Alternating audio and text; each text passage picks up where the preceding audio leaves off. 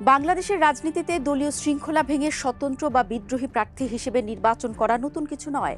বিশেষ করে বড় দলগুলোর মধ্যে মনোনয়ন বঞ্চিত নেতাদের একাংশ প্রায় দলীয় সিদ্ধান্ত অমান্য করে ভোটে নামেন। সাম্প্রতিক নির্বাচনে বিএনপির কিছু বিদ্রোহী প্রার্থী জয়ী হয়ে আসার পর স্বাভাবিকভাবেই প্রশ্ন উঠেছে, এদের ভবিষ্যৎ কি? দল কি ব্যবস্থা নিতে পারে? আর বাস্তবে তাদের রাজনৈতিক অবস্থান কোথায় গিয়ে দাঁড়াবে?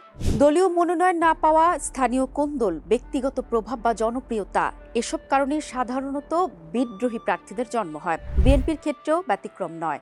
অনেক সময় দেখা যায় দীর্ঘ সময় ধরে এলাকায় সক্রিয় থাকা কোনো নেতা মনোনয়ন না পেয়ে স্বতন্ত্র প্রার্থী হিসেবে লড়েন কিংবা ব্যক্তিগত ভোট ব্যাংকের জোরে জিতেও যান। বাংলাদেশের রাজনৈতিক অতীত ইতিহাস বলে, যখন কোনো কর্মী বিদ্রোহী হন তখন তিনি জয়ী হলেও স্বয়ংক্রিয়ভাবে দলে ফেরা নিশ্চিত নয়।